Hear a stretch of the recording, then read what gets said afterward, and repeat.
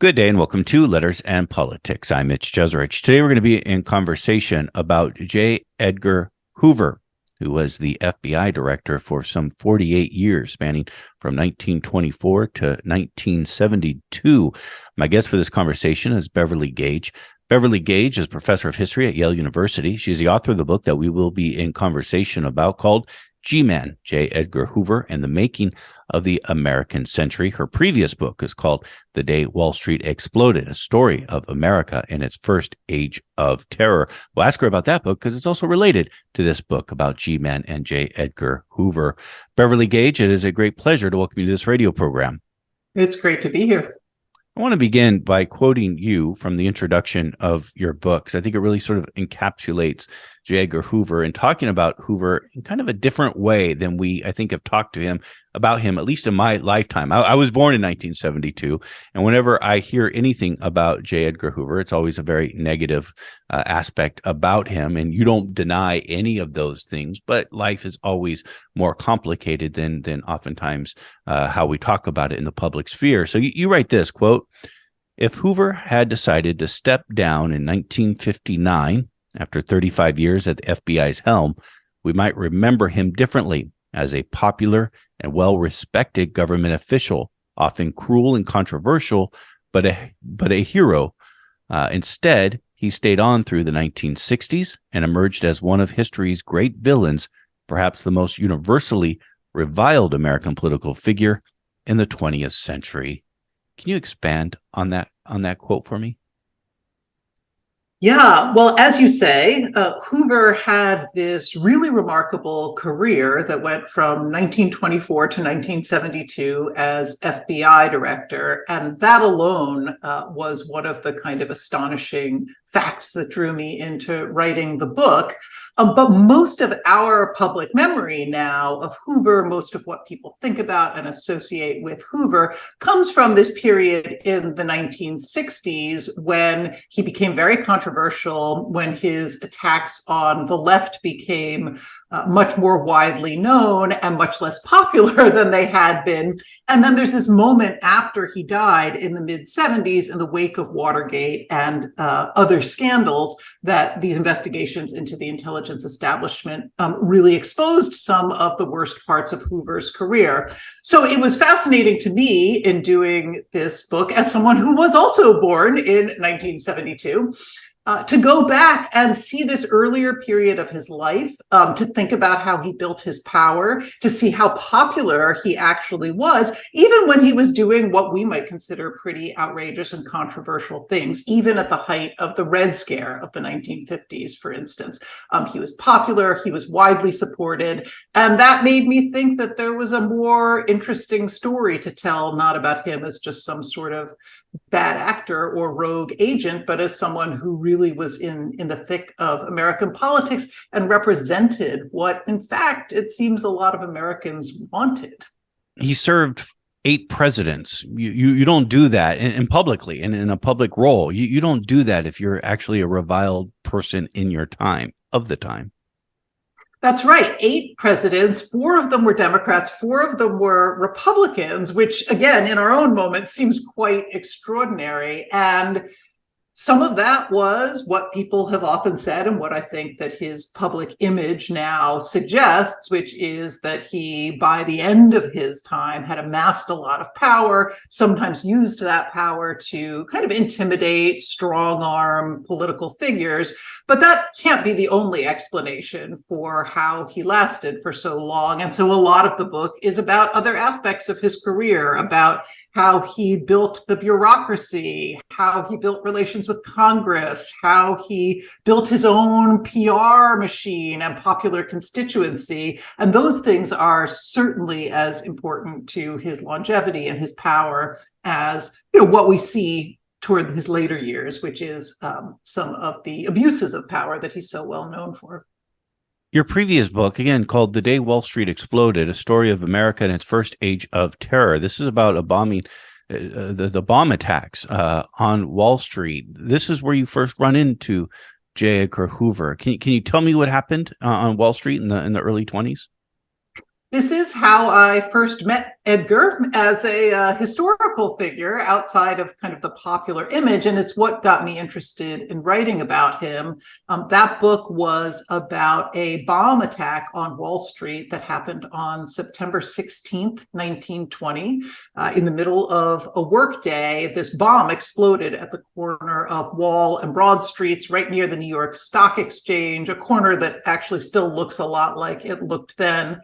Killed 38 people, it wounded hundreds, it blew out the windows of many buildings in lower Manhattan, it shut down the financial markets in the country for the day, and it was this really kind of cataclysmic event that had been somewhat forgotten. And so that book was about the history of anti-capitalist violence, some of the controversies around that. And what was interesting to me is that J. Edgar Hoover was there as a very young man in that story. He had just been made head of something called the Radical Division in the Justice Department, which was essentially the government's first serious peacetime attempt at conducting surveillance of left-wing radicals in the wake of the Bolshevik Revolution and the kind of violence that was represented by the Wall Street bombing. Were these anarchists?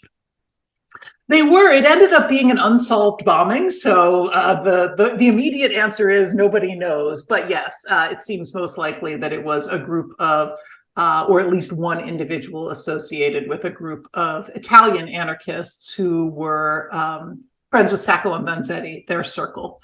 That seems like the most likely story. I mean, this seems like a significant beginning because, well, not exclusively, and we'll talk more about the complexities of J. Edgar Hoover as we go along, but he always had a disdain towards, it seems, you'll correct me, you're the historian, but a disdain towards kind of the more hard left activism. Is this I think I do think it's where it begins. And anti-communism is in many ways kind of the cause of J. Edgar Hoover's life, the thing that he cares most about. And some of that is about surveillance of, particular organizations like the Communist Party. But he also really saw that as key to a much bigger worldview that came to, encompass race and civil rights and his vision of the social order and of law and order and all of these things. And what was fascinating to me was to look at him as a very, very young man. So he enters the Justice Department in 1917, just as the United States was entering World War I, which is, of course, also the year of the Bolshevik Revolution in Russia. And during those early years, he is very quickly learning this whole host of anti-communist, anti-radical ideas. And he's also developing techniques that are going to spread throughout the 20th century about both cultural, political, institutional ways to try to contain the left. What are the influences on him at this time? Does he have mentors? Is this something that he already enters law enforcement with, or something that you think he develops in these early years in law enforcement? Well, I think it's a combination of both. He was born in Washington, D.C. in 1895, so a lot of the book is about Washington and about the culture of Washington and about the ways in which the federal government grows and Washington itself transforms over the course of Hoover's life. And so he comes out of a couple of Washington traditions that are pretty established when he is a child. One is kind of growing tradition of government service, of nonpartisan kind of progressive expertise, these big ideas of the progressive era. And then the other is a pretty deep conservatism. So particularly around race, right? Washington is segregating during these years, but that ends up being connected to a whole host of issues, including, anti-radicalism. So I think a lot of those ideas are in the air. A lot of his conservatism is in some ways in place before he goes into the government. But he goes into the Justice Department when he's 22 years old. Most 22-year-olds don't have all their ideas and certainly all their skills worked out. And so I do think you can see a very dramatic learning process during those early years. And they were incredibly dramatic years in American history, 1917, 18, 19, 20. I mean, there's so much going on. Strikes, the war, a pandemic. I mean, we can go on and on, race riots. And those really shape him, I think, in profound ways. His connection to Washington, D.C. is important, and you dive deeply into this in your book. Tell me more about Washington, D.C.'s attempt to desegregate. This is several decades before the Brown v. Board decision that would come from the Supreme Court in the 50s. Yeah, so during Hoover's childhood, right, Washington was a multiracial city. But it was a city that was undergoing the process of racial segregation. And that was not a fixed thing, right? That was a process. And Hoover's childhood was very much shaped by that process. He went to segregated public schools. He worked mostly in segregated institutions. He went to a segregated university. And during the years that he first entered government service, which was under the Wilson administration, federal employment itself was being much more aggressively and self-consciously segregated. White employees were being separated from Black employees. And so all of that really shapes him. So, okay, that's important then. I think I misunderstood there. It's not, in the early 20th century, Washington, D.C. isn't moving towards desegregating. It's moving towards segregating. Correct. Washington is basically a southern town. It is as segregated as most southern cities. And of course, even when that's happening in the early 20th century, there are lots of people who are saying, wait a minute, this is the capital of the United States. Is this really democracy? Is this really the way to organize a society? But for most of Hoover's life, and for much of the 20th century, our national capital and its institutions, its restaurants, et cetera, were segregated. That's important to think about, moving towards segregation. I think we always think about moving away from segregation in the long arc of history. But there was a moment in the early 20th century where we're moving towards increasing segregation. And this obviously is happening in D.C. That's right. And one of the institutions that really caught my attention in thinking about Hoover was his college fraternity. He stayed in Washington and went to George Washington University, which at the time was sort of a night school for future government servants. He was going to law school there. But he joined a fraternity called Kappa Alpha, which was an explicitly Southern fraternity, an explicitly segregationist fraternity. And in fact, some of its alums were among the most famous segregationist figures in the United States. One of them was Thomas Dixon, who wrote the novels that became the basis for Birth of a Nation, which came out in 1915, when Hoover was in college, this kind of famously racist glorification of the Ku Klux Klan. So he's just deep in all of that, as is much of Washington. That's interesting. Talk to me about J. Edgar Hoover becoming director of the FBI in 1924. Still a very young man. I don't know if this is being young in the early 20th century, but certainly be young for today. And talk to me about. And I found this really fascinating about your book of looking at J. Edgar Hoover, the development of the FBI, not as something that's also a part of this push that we'd see, especially in the 30s, of developing and even transforming what government does in general. Hoover got this appointment in 1924 when he was just 29 years old, which even at the time was pretty young to be running a government bureau.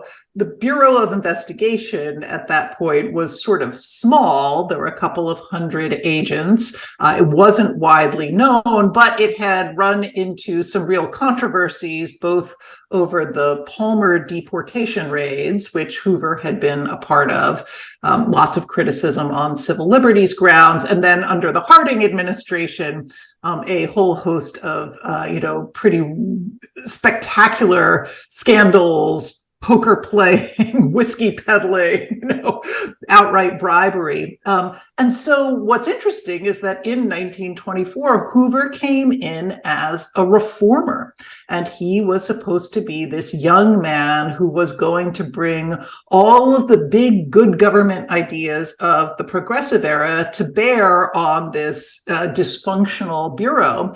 And for the first decade that he's there, when the bureau isn't actually doing all that much, he is working out his ideas about the bureaucracy, about expertise, and he has this vision of what will become the FBI as sort of the pinnacle of professional government service. He's only going to have college-educated men. He's going to have conservative men like himself, who are these kind of icons of government service. And that's what he spends a lot of his first decade doing.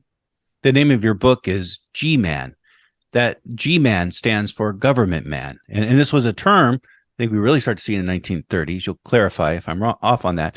It was G-men, as in government men, is this idea of I'm a man of the government.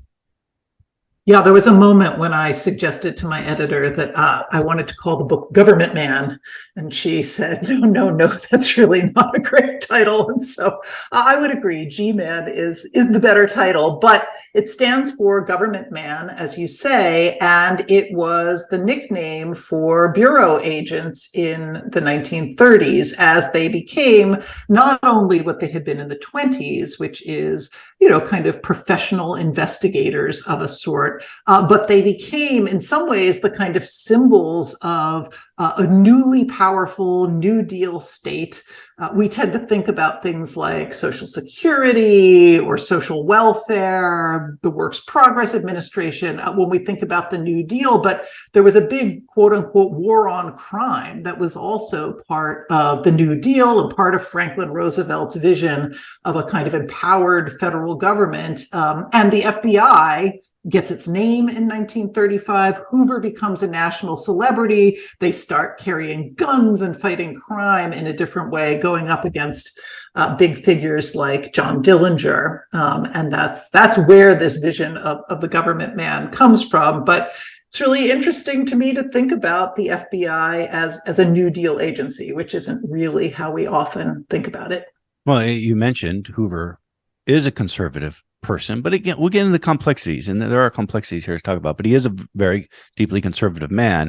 And we remember today FDR as sort of a progressive icon. Yeah, one of the things that really fascinated me in looking at Hoover's career was, though Hoover himself is an ideological conservative and very outspoken about that for much of his life, the presidents who really did the most to expand the FBI and to empower Hoover personally were the great liberal and progressive icons of the 20th century. It's Franklin Roosevelt in the 1930s and 1940s during the New Deal, Depression, and the war. And then it's Lyndon Johnson in the 1960s, who exempts Hoover from what was then the mandatory federal retirement age of 70, keeps him on, pushes him into all sorts of new areas of work, including civil rights. For Lyndon Johnson, by this time, I think Hoover has a reputation. If this is just in the movies, you'll let me know, but has a reputation as you don't want to cross him. And even political leaders were scared to cross him. Is that the situation that Lyndon Johnson is in, or do you think that's different? It is the situation to some degree. Johnson famously says, I'd rather have Hoover inside the tent pissing out than outside the tent. But I think there is also a lot of other factors that are at play. So Hoover and Johnson had actually been very close.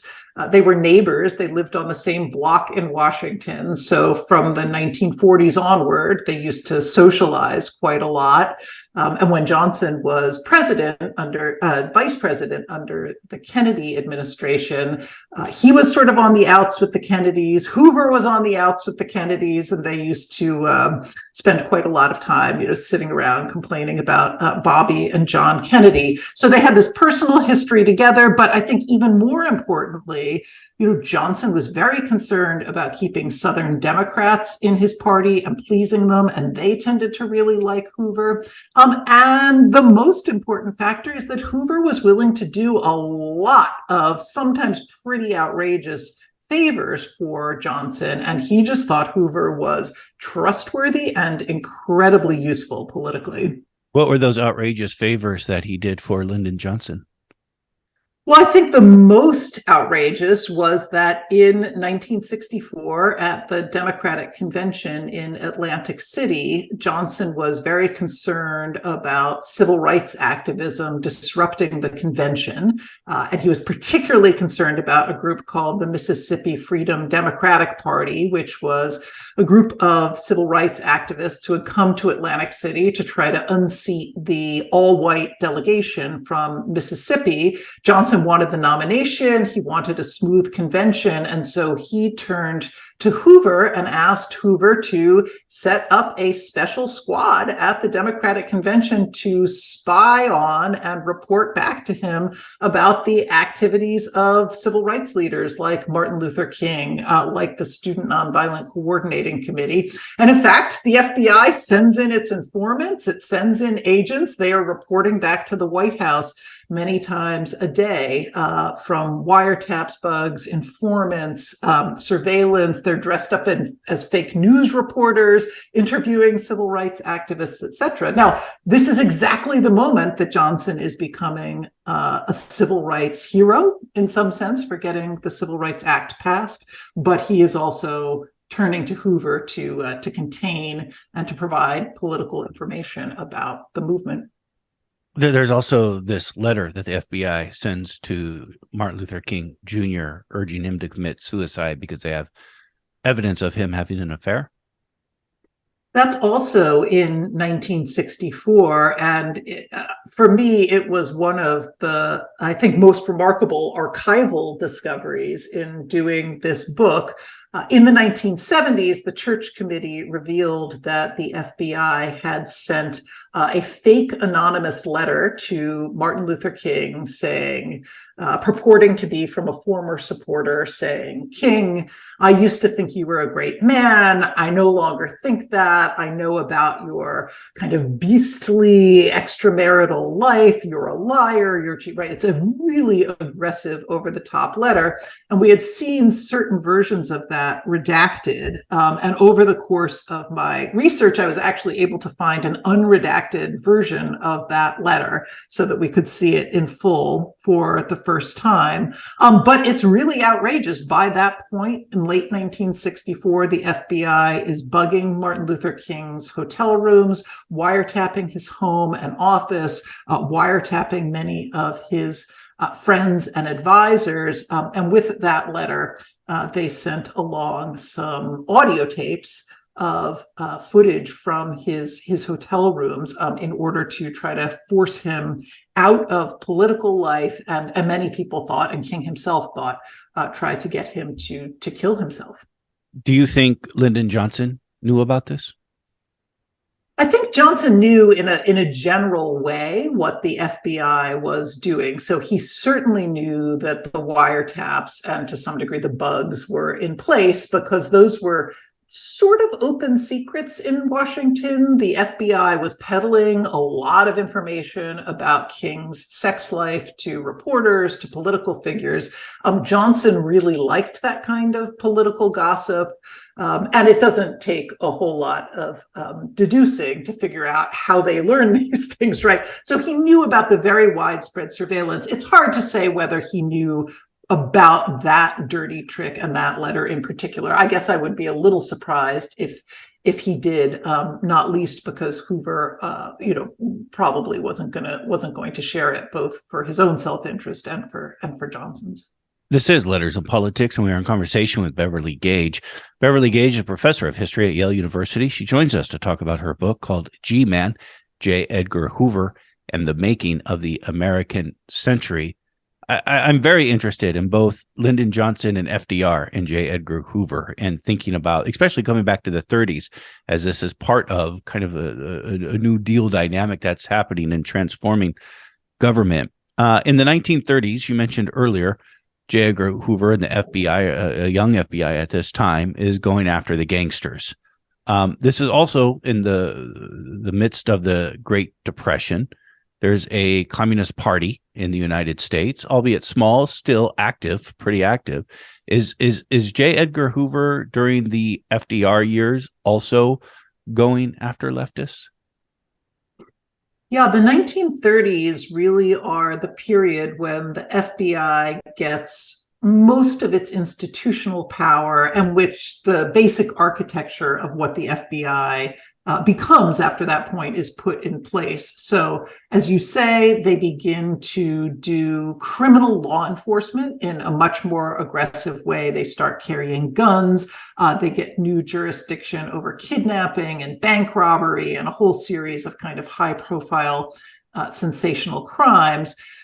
FDR also encourages Hoover to move into public relations, which he ends up doing very, very effectively. But the most important thing for your question is that Franklin Roosevelt goes to Hoover in the 1930s at a moment when the FBI is not ostensibly supposed to be doing any form of political domestic surveillance, and says, I'm really concerned about all of the social disorder we're seeing, and I'm particularly concerned about the rise of fascist movements and of communist movements in the United States. And so it's Franklin Roosevelt who sort of quietly licenses Hoover to begin conducting that kind of surveillance again in the 1930s. And then when the war comes along, starting in 1939, that becomes much more public, much more open. The FBI expands very, very dramatically in the late 30s and early 40s around political surveillance. And Hoover always is looking at the Communist Party, and that continues during the war, despite the fact that the Soviet Union itself actually, of course, becomes a U.S. ally during the war. Hoover doesn't retreat from his surveillance of the party. What are the records? I mean, I know you've been working on the story for a very, very long time, and this book has been in the makings over a decade or so, I believe. What do we? Who was he targeting in the 30s? Who was he looking into?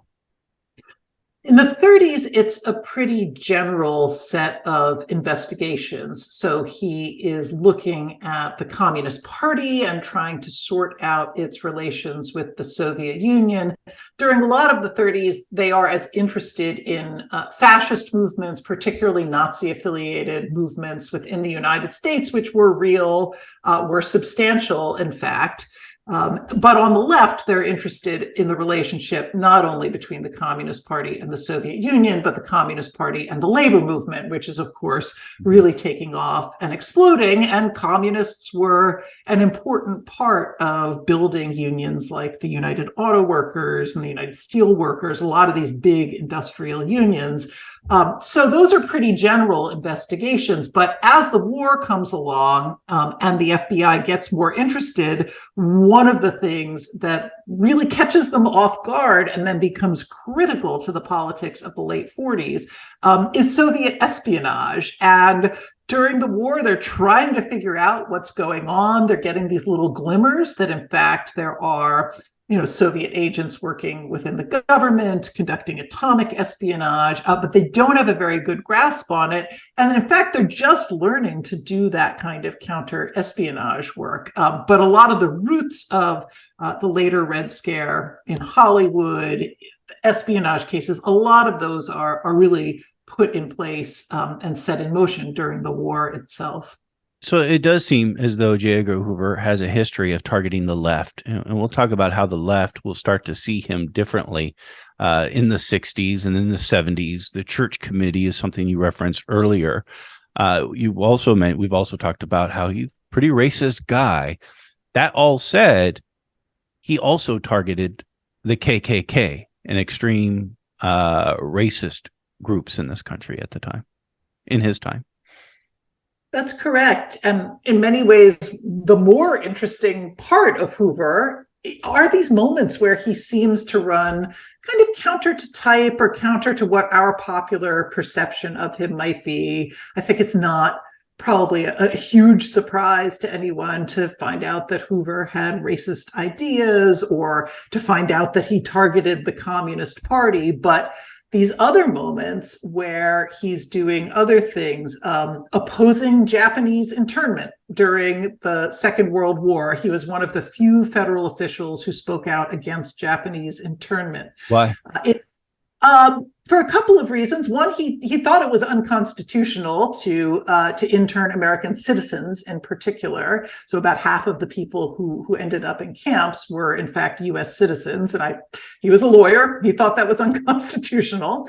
The FBI was also conducting its own internment program, which people have really forgotten about. But that targeted individuals who the Bureau had decided were dangers to the nation for one reason or another. So that included some Japanese citizens, but it also included German citizens, it included Italians.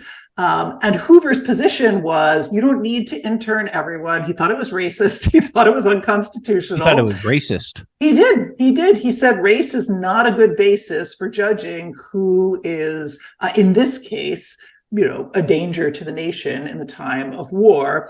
We are the FBI. We're the professionals. We'll tell you who's dangerous. You should trust us. We'll put those people in camps as individuals, but we don't need mass internment. And in fact, it's gonna come back to be a political problem. So he was really right about that. Was he a loud voice about this? Forgive me for I know I've been interrupting you, but this is fascinating to me. He's been a loud voice. Well, he wasn't a very public voice about it, in part because during the war there's a kind of imperative toward public solidarity. But within the Roosevelt administration, in struggles with the War Department, in conversations with the White House, he is pretty outspoken about it, and he's writing memos. He is having meetings about this, along with the Attorney General at the time, who also took this position, Francis Biddle. But they are among the only people in the government who are making this argument, right? Franklin Roosevelt supports Japanese internment. Figures like Earl Warren in California is support. So in a funny way, we have these progressive liberals, icons today. Yep. Exactly, who are on the wrong side of that, and J. Edgar Hoover's on the right side. And tell me about his FBI in his time and under his leadership going after the KKK. This is another interesting case where you wouldn't necessarily think about Hoover doing what, in fact, he does. In the 1940s, we see a pretty aggressive campaign by the FBI to investigate lynchings in the South. They're not super successful ultimately in getting those lynchings prosecuted by either the Justice Department or Southern law enforcement. A lot of those cases fall apart, but the FBI is dedicating pretty substantial resources to doing that. And then even more interestingly, I think in the 1960s, specifically in 1964, the very moment that they are sending that letter to Martin Luther King, that they are at the Democratic Convention, conducting surveillance for Lyndon Johnson, they are also engaging in pretty aggressive campaigns against the Ku Klux Klan, against neo-Nazi groups, white supremacist groups, kind of far-right militia and vigilante groups. And they are using some of the pretty outrageous tactics that they're using against the left, against those groups as well. So those groups are part of COINTELPRO, which is the FBI's kind of disruption campaign against social movements and political organizations. And they're just doing all of that to the Klan as well. And it's really working. Is it part 60s. Of COINTELPRO? Is going after the Klan also part of COINTELPRO? It is. So in 1964, COINTELPRO is the big sort of umbrella category, and then there are subsets, and the FBI starts a program called COINTELPRO White Hate to go after these far-right and white supremacist groups. And they're doing all the same things: anonymous letters, wiretaps, bugs, spreading rumors, fake news articles, right? Informants, disruptive tactics. They're aiming a lot of that at the Klan, as well as at the movements of the left during these years. That's really interesting. J. Edgar Hoover, it seems like he's a man who is just against change, period. I think he did conceive of himself as a defender of the established order. Right? It's one of the reasons that he was able to move back and forth between Democratic and Republican administrations, because he understood himself to be, in many ways, defending the status quo, defending those who are in power in office, although sometimes he didn't like them, and it wasn't universally true that he did that. But yeah, I think he saw himself as a defender of established social hierarchies. He spoke a lot about this thing called the American way of life, that he understood himself to be one of the great defenders of. And he was pretty resistant to a variety of forms of social change. That becomes most dramatic in the 1960s, partly because the pace of change speeds up so much, partly just because Hoover is himself an old man by that point. You know, he doesn't like how the kids are dressing and the things that they're smoking, you know, all of this kind of basic stuff. But it was part of this bigger political vision as well. Is he a part of sort of the government persecution of gays and lesbians in the 50s, known as the Lavender Scare? He was. Hoover, as the head of the FBI in the 1940s, it became federal policy to purge the government of anyone with homosexual inclinations, activity, identity. And the FBI was really instrumental in doing that, and particularly accelerating in the 1950s. Of course, one of the contradictions of Hoover's life is that he himself, even during his lifetime, was rumored to be homosexual, as the terminology of that day would have put it. And he spent his adult life primarily in a pretty loving, though we don't know if it was a sexual relationship, but a loving and pretty open social partnership with Clyde Tolson, who was the #2 man at the FBI and was kind of Hoover's life partner. They traveled together, they ate all of their meals together, they went to the racetrack and the nightclub and all of these things together. So it's a really fascinating part of Hoover's life that's just full of these kind of complexities and contradictions. A number of years ago, there was that biographical movie about J. Edgar Hoover that explored his sexuality. It might have been made differently if it was made today, but I think it tried to, if I recall correctly. I haven't seen it in a long time either. I saw it in the theater, so it was a long time ago. But if I recall correctly, the film almost made it seem a bit of a sort of gave it a strange quality to his sexuality. And I think that has probably colored a lot of people's views about J. Edgar Hoover and his sexuality ever since. Did that movie get it right? And what do we really know about his sexuality? We have a lot of information about his public activities because he was so famous and because he and Tolson were so sort of socially open about their lives together through gossip columns, through their calendars, right, through all sorts of things. It's very easy to chart the way that they moved through the world together.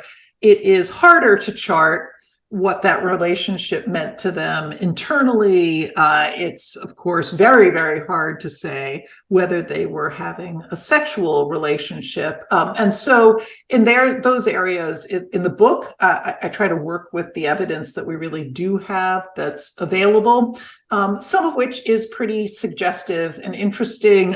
One of my favorite sources for the book were Hoover's private photo albums, which are reproduced, at least in part, in the photo inserts of the book. And those are full of extremely intimate portraits of him, photographs of Tolson on vacation in his bathrobe, lying on the beach, gazing intimately into the camera, right? And so those are really suggestive sources. They require some interpretation.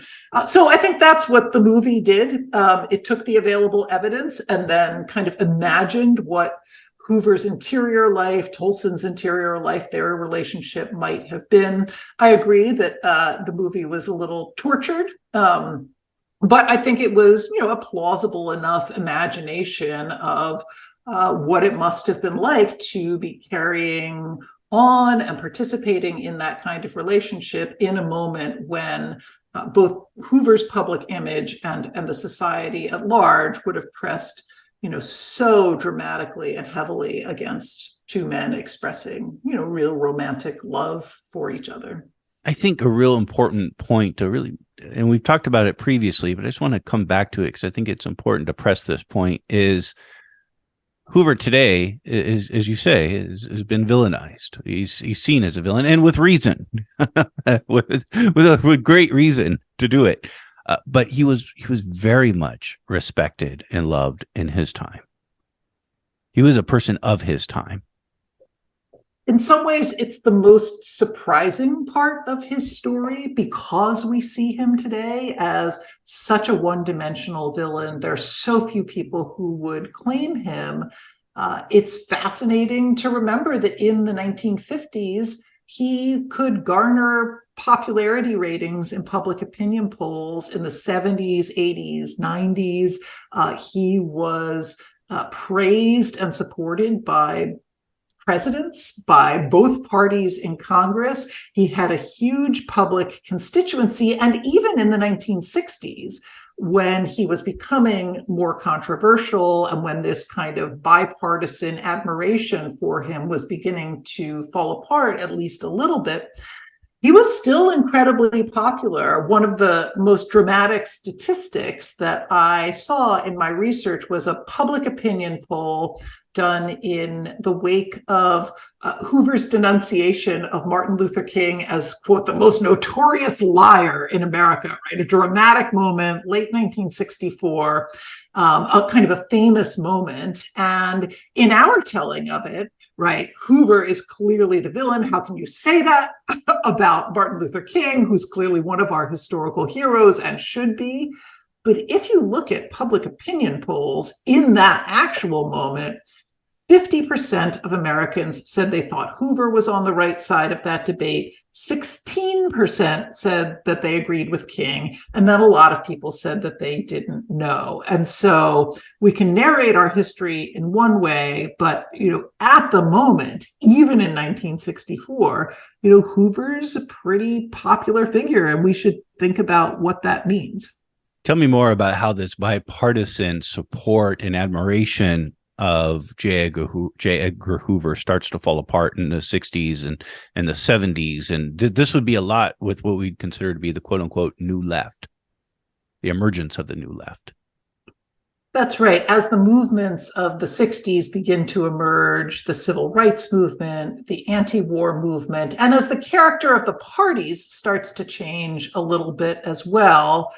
If you look at the 40s and 50s, we have a Democratic Party that has the white South still inside of it. In some ways, is the more liberal party. In other ways, is still a pretty deeply conservative party. And the Republican Party at the time has the same kind of mix of liberals and conservatives. So they weren't really ideological parties in the way that we understand them, but that begins to change in pretty dramatic ways in the 1960s as well. So as all of that is changing, and as Hoover's getting older and I think becoming less effective, there's a lot of criticism coming from the left about what the FBI is up to. And Hoover's pretty outspoken about his disdain for the new left, the anti-war movement, the civil rights movement, particularly Black Power movements when they come along in the late 60s. And so at that point, certainly the left begins to critique Hoover much more openly, and the Democratic Party begins to become a little bit less engaged with him as well. What was the important in remembering J. Edgar Hoover and our public perception of him? What was the importance of what was called the Church Committee? This was a committee headed by Senator Frank Church. Who was he a Republican? Frank Church? No, I think Frank Church was he a Democrat? Okay, yeah. All right. Forgive me on that part. But tell me more about the Church Committee and what it did. The Church Committee came along in 1975 and 76, which was 3 years after Hoover's death. And they're really important, both for the politics and the public perception of the FBI, and then also just for what it is that we now know about Hoover and the FBI. So one of the outstanding features of Hoover's life, and one of the reasons he was able to kind of amass the power that he did, is that there were very few mechanisms of control during his lifetime. So there were no congressional intelligence committees. There was no Freedom of Information Act. There were no investigations of the FBI, and Hoover was very protective of FBI files. And so almost no one outside the Bureau could get access to what was really happening inside the Bureau. Now, he was pretty public about a lot of it, but the details weren't available, and there were no mechanisms that could make that possible. So after Hoover's death and in the wake of Watergate, the Church Committee comes along and they begin investigating not only the FBI, but the CIA and the Army and the NSA. They begin looking into the Kennedy assassination, the King assassination. It's really crazy what they come up with, what they find, from overthrowing governments to... Right. It's stunning information. So it's not just the FBI, right? They find the CIA's assassination plots and, LSD plots. I mean, all sorts of things. But on the FBI, they are really the ones who are able to document and expose things like the FBI's campaigns against King, like the FBI's campaigns against the Black Panthers, the anti-war movement. And I think that that's the moment that Hoover becomes set in our mind around those particular issues. A lot of it is because of the Church Committee. Yeah, and it's the reforms that come out of the Church Committee's investigation is how we get these intelligence committees that are supposed to do oversight of these CIA, FBI, other intelligence agencies. This is, it seems to me, how the left and the right view at this time in the 70s and into the 80s sort of solidifies for the next few decades. The Republicans and the right in general seem to have a more favorable view towards the FBI, probably not the far right, but sort of the more mainstream right. The left is more suspicious of the FBI because of this. And I remember covering the war on terrorism. There's a lot of criticism towards the FBI's and its surveillance and its actions towards Muslim Americans and Arab Americans in this country during the war on terror. So this view of how the left and right see the FBI is pretty solid for, it seems, decades. I'm sure there's exceptions. But then comes the election of Donald Trump, and then comes the last 6 years. And it has seemed to flip. We are now hearing Republicans in Congress calling for another church-style investigation into the FBI, whether the FBI is, involving itself in politics. We have seen recently FBI being very much communicating a great deal with Twitter over content that's going out on Twitter. And now it seems it's the right that is very untrustworthy or just doesn't trust the FBI. And the left, not more the far left, but the mainstream left, Democrats, that have once again become FBI backers. And in some ways, this isn't historic. It might be an anomaly for the last 30, 40 years, 50 years, but it's not an anomaly historically. I mean, you mentioned, again, the connection between both Lyndon Johnson and FDR to the FBI. How do you make sense of what's happening right now? Well, you're absolutely right that if you look at public opinion polls about the FBI, for the first time in half a century, Democrats like the FBI much, much better than Republicans do. And that's been pretty consistent since Donald Trump came into office, but is a radical change from what we've seen since the 1960s and 70s.